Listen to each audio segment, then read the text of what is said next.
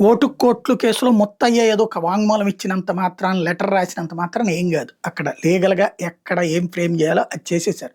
ఇప్పుడు అక్కడున్నది రేవంత్. ఇక్కడున్నది బాబు. కాబట్టి ఆ కేసు ఏం గాదు. ఓ రకంగా కేస్ క్లోజ్ చేయడానికి ఒక గేమ్ నడుపుతున్నట్టుంది ఏసీబీ ఇప్పుడు. అంతకుమించి ఏమి లేదు.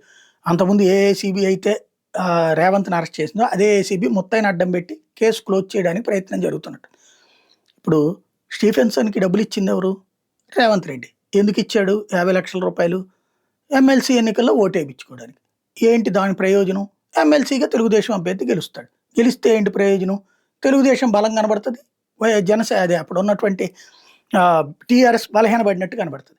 అప్పుడు ఎందుకు జరిగింది ఇట్లాగో 10 మంది బీఆర్ఎస్ అంటే అధికార పార్టీ ఎమ్మెల్యేలే టీడీపీ అభ్యర్థికి ఎట్లా ఓటేశారు అని కనుక్కున్నప్పుడు మిగతా వాళ్ళకి ఓహో! ఇంత డబ్బులొచ్చినాయని తెలుస్తది. అప్పుడు వాళ్ళేం జేస్తారు?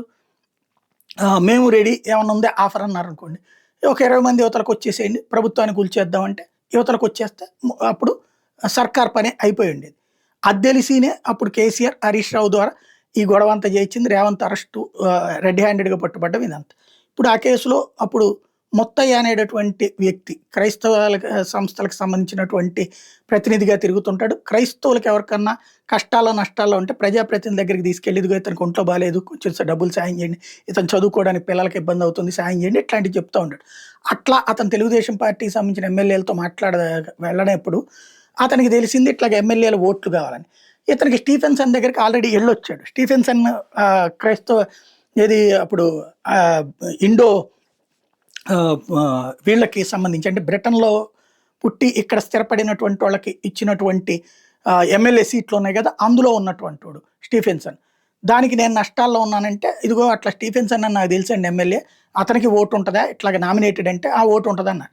అయితే నేను డబ్బులు అతనికి కొంచెం మీరు ఎంత ఇస్తారో చెప్తే నేను అంతంతో మాట్లాడతాను.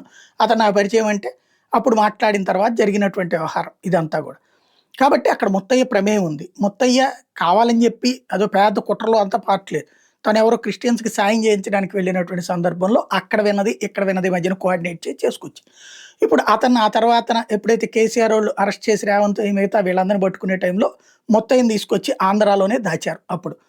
ఆ విషయాన్ని ముత్తయ్య ఇప్పుడు లేఖ రాసింది. ఇప్పుడు ఇంకా దాంట్లో చేయడానికి ఏమీ లేదు. అసలు వాస్తవంగా చంద్రబాబు నాయుడు స్వయంగా ఫోన్‌లో మాట్లాడిన విషయాన్ని కూడా రికార్డ్ చేశారు. అప్పుడే కేసీఆర్ సర్కార్ కాంప్రమైజ్ అయిపోయింది. అందులో భాగంగానే చంద్రబాబు గారు అక్కడి నుంచి అకస్మాత్తుగా అదేదో కట్టుబట్టలతో వచ్చానంటారు కదా! ఎవరు తరిమేయలేదు 10 ఏళ్ళు ఉంది అవకాశం. ఎందుకొచ్చేసారు? ఇక్కడికొచ్చేసేసి పరిపాలన చేసుకోవాలి. అక్కడ తెలుగుదేశాన్ని తనకు వదిలేయాలన్నాడు. వదిలేసి వచ్చేసారు. కాబట్టి అప్పుడే కాంప్రమైజ్ అయిపోయింది. అందుకనే చంద్రబాబు గారి మీద పేరు కూడా రాయలేదు. కేసు కూడా పెట్టలేదు. అక్కడితో క్లోజ్ అయిపోయింది. కాబట్టి ఇప్పుడేదో బాబు గారికి ఏదో అయిపోతుందని నమ్మితే అమాయకత్వం.